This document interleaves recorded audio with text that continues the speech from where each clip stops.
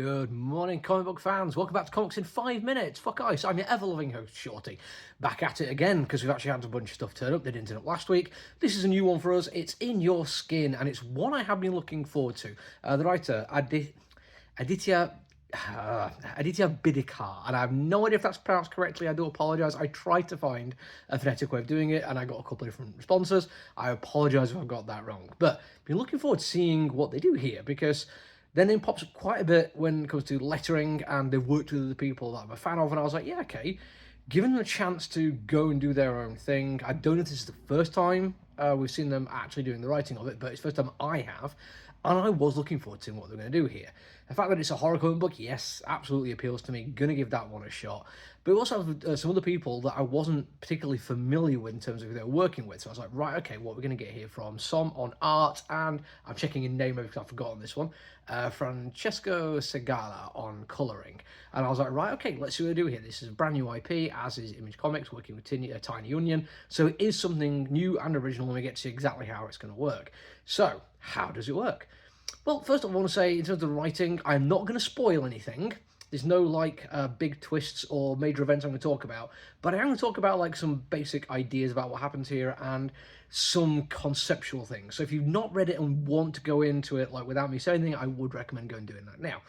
If you're still here, this is it's a horror story, but for the most part, it just feels like a fairly mundane horror. It is the horror of parasocial relationships. It is how people insert themselves into the lives of celebrities. It's kind of stalkery, but I think in today's modern world, and gosh, I sound very old when I say things like that, all of people having far more access to their celebrity crushes and their celebrity fandoms, and the crushing person having more access to their fans, then it does go into a slightly darker place and then get used to. And parasocial relationship does feel slightly more accurate than just somebody who stalks. There is definitely a deeper thing going on here where people absolutely 100% convince themselves that they are a part of the life, and everyone's life will be better if they can just spend some time together. And that is horrific. It is deeply traumatizing for a whole bunch of people involved, and it means we see in the real world a lot of happening which is very, very bad as a result of it. And over the past few months at least, I've seen quite a lot of stories. When they are in the mainstream media, it's usually done as a way to criticize femme performers, basically saying, oh yeah, they're just too haughty, they're too hot themselves, they don't have time for the fans, they don't have time for the people who made it there. In the more left-wing spaces and anarchy spaces where I spend time in, people are like, no, leave these people alone. They deserve their time. They will get on stage or in front of a camera and they'll do everything that's expected of them, but that begins and ends the the social contract between it. When it goes further than that, it pretty much always is going to go to a dark place.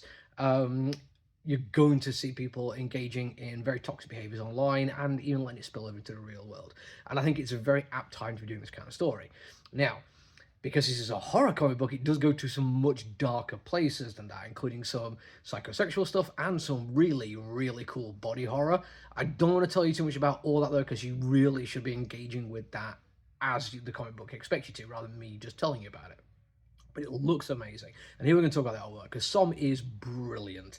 Not something I'm not familiar with, but the way the page layouts allow the narrative to flow, how they add to a sense of claustrophobia at times, and the sense of really deep personal interactions, the sudden cuts to close up, the wide shots, the fact that they understand how negative space works, and they use paneling and guttering to fantastic effect. But on top of all that, the artwork is just brilliant. The body horror elements and just the deeply unsettling moments where we get to see things from unusual angles, we get to see different point of views, which add to how deeply unsettling it all is pitch perfect. Segala on colouring does an amazing job.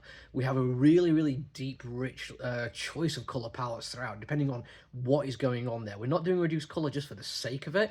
There's certain scenes where we get heavily overdone reds or yellows, but these are done because of where we are and what's trying to be accomplished. It's not just a case of an artistic choice. It is an artistic choice that feeds into narrative and adds to the overall sense of the world and how we, the readers, will engage with it. It is bloody well done. I mean, I don't really have much else to say. I've got to be honest, going in without much of an expectation to say that expectation was absolutely hammered, yeah, 100%. I can't wait to see how the rest of the story plays out. I am thoroughly enjoying it.